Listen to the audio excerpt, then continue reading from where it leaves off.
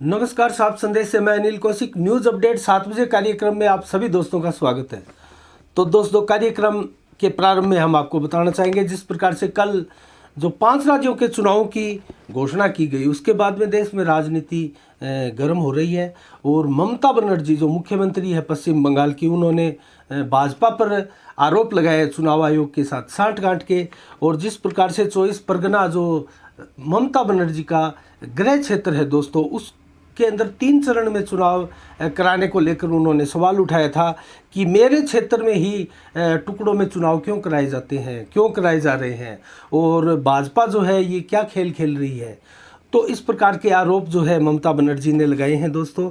और जिस प्रकार से पिछली बार जो चुनाव हुए थे, ममता बनर्जी मुख्यमंत्री बनी थी, उस समय भी 6 चरणों में चुनाव हुए थे दोस्तों। और इस बार जो पश्चिम बंगाल के चुनाव है वो 8 चरणों में होने जा रहे हैं। और जिस प्रकार से हिंसा लगातार हो रही है पश्चिम बंगाल में, और हिंसा की खबरें आ रही है, और भाजपा के नेताओं ने दावे किए हैं, जैसे परसों ही मीटिंग के अंदर अमित शाह ने दावे किए थे कि 200 से ज़्यादा हमारे भाजपा के कार्यकर्ताओं को जो है पश्चिम बंगाल में मार दिया गया, हिंसा की भेंट चढ़ा दिया गया। तो इस प्रकार की घटनाओं को लेकर जो है चुनाव आयोग भी सतर्क था। और जिस प्रकार की सिफारिशें वहाँ से आ रही थी, तो उसको देखते हुए 8 चरणों में चुनाव जो है चुनाव आयोग ने किए हैं। और कुल मिला के 8 चरणों के अंदर जो चुनाव है वो इस लिहाज से भी उचित माने जा रहे हैं दोस्तों, जिस प्रकार से वहाँ पर हिंसा की ओर की खबरें हैं। तो एक तो इससे जो वोटिंग अनुपात है, मतदाता ज़्यादा संख्या में जो है पोलिंग बूथों तक पहुंचेंगे और मतदान का प्रतिशत भी निश्चित रूप से ज़्यादा बढ़ेगा। असम में भी दोस्तों 3 चरणों में चुनाव की घोषणा हुई है। और ये 3 चरण 27 मार्च को 47 सीट, और 1 अप्रैल को 39 सीट, और 6 अप्रैल को 40 सीट। तो इस प्रकार से पश्चिम बंगाल व असम में 8 व 3 चरणों में चुनाव हो रहे हैं। जबकि अन्य जो 3 राज्य हैं, केरल, तमिलनाडु और पुडुचेरी, उनमें 6 अप्रैल को एक साथ एक ही चरण में चुनाव करवाए जा रहे हैं दोस्तों। इस प्रकार से चुनावी कार्यक्रम की जो रूपरेखा है कल जारी की थी चुनाव आयोग ने। मुख्य चुनाव आयुक्त ने स्वयं जो है मीडिया के सामने पेश होकर इसके बारे में बताया था, और सभी समस्याओं का जो शंकाओं का निराकरण भी उन्होंने किया था। और आज और अन्य प्रमुख समाचारों में देखें तो दोस्तों, जिस प्रकार से आज चंद्रशेखर आज़ाद की पुण्यतिथि भी है दोस्तों। और चंद्रशेखर आज़ाद की पुण्यतिथि भादरा में भी कई जगह पर मनाई गई।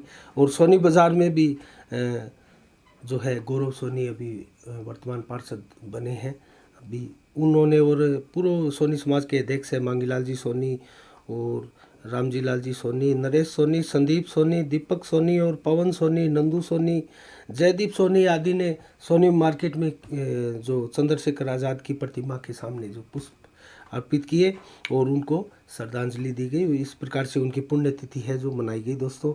और एक और मैं आपको बताना चाहूँगा दोस्तों, जिस प्रकार से आज जो सरकारी आंकड़े बताए गए, और देश की जीडीपी का ग्रोथ जो है जो 0.4% आया है दोस्तों, अर्थात माइनस से बाहर निकलकर भारत की जीडीपी का जो प्रदर्शन है उसकी सर्वदा जो है प्रशंसा की जा रही है। और भारत के अंदर एक प्रकार से खुशी का माहौल भी देखा जा रहा है। जिस प्रकार से दुनिया को कोरोना बांटने वाला देश चाइना जो है, और चाइना की जीडीपी ग्रोथ जो है दोस्तों लगातार सुधरती हुई जा रही है। और इतने विश्व के अंदर चाइना का जो कोरोना का प्रकोप होने के बावजूद, और कोरोना के चलते सभी धनाढ्य देशों की जीडीपी है जो धड़ाम से नीचे आने के बावजूद चाइना की जीडीपी में कोई विशेष फर्क नहीं आया दोस्तों।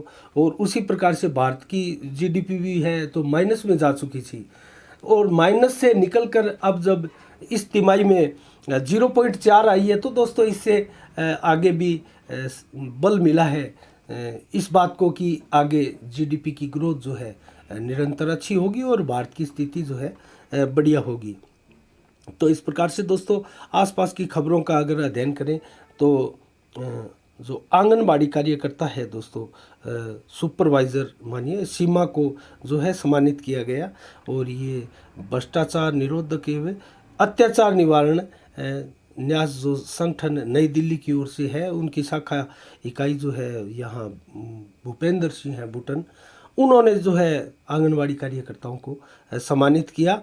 और इस अवसर पर महिला तहसील अध्यक्ष नीरू शर्मा और महिला सहकर्मी व अन्य गणमान्य गण भी मौजूद रहे और जो है आंगनबाड़ी कार्यकर्ताएं भी मौजूद रही। तो आज जो आंगनबाड़ी कार्यकर्ताओं का हौसला बढ़ाया भूपेंद्र सिंह सोनी ने।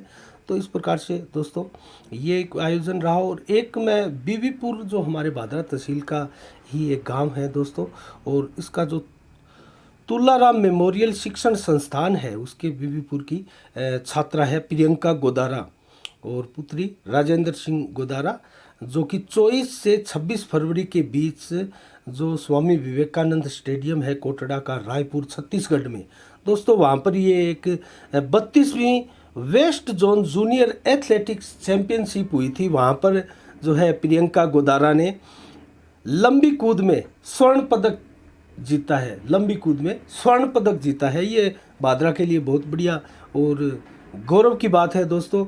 और त्रिकूद में भी रजत पदक जीता है दोस्तों प्रियंका गोदारा ने। तो ये परफॉर्मेंस करने के बाद में जब प्रियंका गोदारा अपने मूल गांव में बीबीपुर में पहुंची तो भादरा के इस गांव में प्रियंका गोदारा का बहुत शानदार स्वागत हुआ। और दोस्तों इस प्रकार से हम चर्चा करें तो जिस प्रकार से गर्मी का यहाँ आगमन हो गया है दोस्तों, और पानी की किल्लत जो है बहुत से गांवों में निकल कर सामने आई है और कई गांवों की खबरें भी हमारे पास आई है पानी की किल्लत की। तो गर्मी के मौसम को देखते हुए हम साफ संदेश की टीम से जलदाय विभाग को भी एक ये संदेश देना चाहेंगे, मैसेज देना चाहेंगे कि कम से कम अपनी जो व्यवस्थाएं हैं पेयजल की उनको दुरुस्त किया जाए। उनके अंदर जो है अतिरिक्त कर्मचारी लगाकर उनकी व्यवस्थाओं का जायज़ा लिया जाए। और दोस्तों जो भादरा के अंदर डिग्गियाँ बनी हैं उनमें काफ़ी समय से साफ़ सफाई भी नहीं हुई है। और पीछे भी लोगों की शिकायत थी दोस्तों, बहुत से वार्डों में लोगों की शिकायतें थी कि पानी में जो है अजीब सी स्मेल आ रही है और पानी जो है मटमैला टाइप का पानी आ रहा है। उसको पीने में लोगों को ऐसा महसूस होता है कि बीमारियों की गर्त में हम चले जाएंगे। तो कुल मिलाकर डिग्गियों की सफाई अति आवश्यक है। हम इसके लिए साफ संदेश की तरफ से एक कवरेज भी आपको दिखाएंगे और डिग्गियों की किस प्रकार से डिग्गियों में जो है गंदगी की भरमार है। और दोस्तों कई बार तो वहाँ आवारा पशु भी मर्त पाए जाते हैं आसपास, और कई बार कुत्ते मरे हुए तो डिग्गियों में सांप तैरते हुए देखे जाते हैं और कई कई दिन तक उनको निकालने की व्यवस्था भी नहीं होती दोस्तों। तो इस प्रकार की व्यवस्थाएं हैं भादरा की पेयजल डिग्गियों में। तो जलदाय विभाग से मैं ये निवेदन करना चाहूँगा साफ संदेश की तरफ से कि जिस प्रकार से रात्रि के समय पानी खोला जाता है कुछ क्षेत्रों का, संजय चौक एरिया भी है जो आगे की लाइनों में जो पानी रात्रि को खोला जाता है, और भादरा में बड़े पैमाने पर इस क्षेत्र में जो कनेक्शन उस लाइन में दिए हुए हैं संभवतः ये मोतीपुरा की लाइन होगी जिसमें बड़ी संख्या में कनेक्शन दिए हुए हैं। और रात्रि को 2 बजे के बाद में पानी खोला जाता है। और दोस्तों प्राय ये पानी जो है नालियों में बहता है, नलों में पानी आता है और नल खुले होने की वजह से ये पानी जो प्राय घरों में हम देखते हैं नालियों में बहता है दोस्तों, तो वेस्टेज जाता है ये पानी। तो इस प्रकार की व्यवस्थाएं हैं, इस दुरुस्त करने की आवश्यकता है जलदाय विभाग को। और जलदाय विभाग से एक निवेदन और हम साफ संदेश की तरफ से करना चाहेंगे जिसकी डिमांड है कस्बा वासियों ने भी की है और हमारे पास कई बड़ी संख्या में इसके शिकायतें भी आई है। बहुत सी गलियों में जलदाय विभाग की पाइपों में लीकेज की समस्या है दोस्तों। आज भी हमने देखा सावा बस स्टैंड की मेन रोड पर जो है जलदाय विभाग की लाइन में जो मुख्य लाइन में है हमने लीकेज देखा, और वहाँ जो इस प्रकार तालाब सड़क के ऊपर भरे हुए नज़र आ रहे थे। तो कुल मिला के इस प्रकार की लीकेज को दुरुस्त करने का समय है, गर्मियों का समय है, वरना पेयजल की इस कदर भारी किल्लत देखने को मिलेगी कि जलदाय विभाग के सामने प्रदर्शन करने वालों की भीड़ होगी और जनता त्राही त्राही करने पर मजबूर हो जाएगी। तो दोस्तों हम साफ संदेश के माध्यम से जलदाय विभाग को इसके लिए आगाह करते हैं, और बिजली विभाग भी अपनी अगर लाइनों को दुरुस्त करे तो दोस्तों बहुत बड़ी संख्या में बिजली की भी इस प्रकार से शॉर्टेज आती है और जगह जगह फॉल्ट भी होते हैं, क्योंकि गर्मी के मौसम में बहुत ज़्यादा संख्या में एसी चलते हैं। और भादरा में वर्तमान में दोस्तों हजारों की संख्या में जो है घरों में एसी लगे हैं, दुकानों में एसी लगे हैं।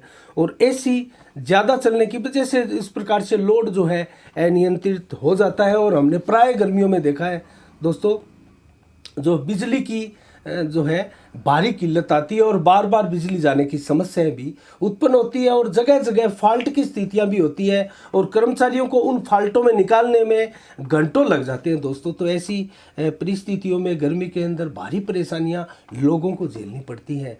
तो जलदाय विभाग और बिजली विभाग अपनी इन व्यवस्थाओं को सुचारू करे, दुरुस्त करे, क्योंकि गर्मी का मौसम है और गर्मी के मौसम के अंदर तैयारियां विभिन्न विभागों को जो है करनी होती है। और हम भी साफ संदेश की तरफ से इस बार गाँवों की भी कवरेज करेंगे, किन किन गाँवों में किस प्रकार से पानी की भारी किल्लत हो रही है। और भी दोस्तों सड़कों की भी मेन समस्या है, हमारे पास फ़ोन भी आते हैं देहात क्षेत्रों से, और उसकी भी हम निरंतर आगे कवरेज करेंगे। हमारा भी स्टूडियो का काम चल रहा है दोस्तों, और जल्द ही हम स्टूडियो का नया स्टूडियो जो बन रहा है साफ संदेश का, उसका कार्य हम संपन्न करते हैं। उसके बाद में हमारी जो व्यवस्थाएं हैं वो सुचारू रूप से चलेगी। और सुचारू रूप से ही हमारे जो कार्यक्रम है दोस्तों, ऐतिहासिक धरोहर का कार्यक्रम है, वो भी हम सुचारू रूप से चलाएंगे। और इसके अलावा एक हमारा हेल्थ और एजुकेशन का भी कार्यक्रम है, और एक कृषि को लेकर भी हमारा कार्यक्रम है दोस्तों। तो कृषि, हेल्थ और एजुकेशन के साथ एक ऐतिहासिक धरोहर का कार्यक्रम भी हमारा है, और ये रेगुलर कार्यक्रम रहेंगे। और 7 बजे का न्यूज़ अपडेट कार्यक्रम तो दोस्तों आप देख ही रहे हैं रेगुलर के रूप में। इसके अलावा भी हम समय समय पर विशेष कवरेज और विशेष बुलेटिन के माध्यम से दर्शकों से रूबरू होते रहेंगे। और इसके अलावा भी साक्षात्कार के कार्यक्रम भी हम निरंतर करते रहेंगे। किसी विषय के ऊपर डिबेट के कार्यक्रम भी अगर स्टूडियो हमारा बनकर तैयार होता है तो उसमें करेंगे दोस्तों। और निरंतर हमारी टीम जो है इस क्षेत्र में लगी हुई है, और हम हनुमानगढ़ व चूरू जिले की संपूर्ण जो क्षेत्र है, इनके पूरी तहसीलें हैं, तहसील हेडक्वार्टर है, सभी लेंगे। और इसके गाँव में भी हम व्यवस्था इस प्रकार से कर रहे हैं कि हमारे जो प्रतिनिधि यहाँ पर नियुक्त करें, जैसे तारनगर, नौर, राजगढ़, राउतसर, हनुमानगढ़ और चूरू, सुजानगढ़, सरदार शहर आदि इन शहरों में हमारे प्रतिनिधि नियुक्त करेंगे दोस्तों। और ज़्यादा से ज़्यादा जो कवरेज है इस क्षेत्र की हम आपको देने का प्रयास करेंगे। तो आज के न्यूज़ अपडेट कार्यक्रम में दोस्तों इतना ही, और कल ठीक 7 बजे हम आपसे फिर रूबरू होंगे। तब तक के लिए आप अपना बहुत बहुत ख्याल रखिएगा, मुझे इजाज़त दीजिएगा। साफ संदेश से मैं अनिल कौशिक, नमस्कार, जय भारत, जय जय राजस्थान।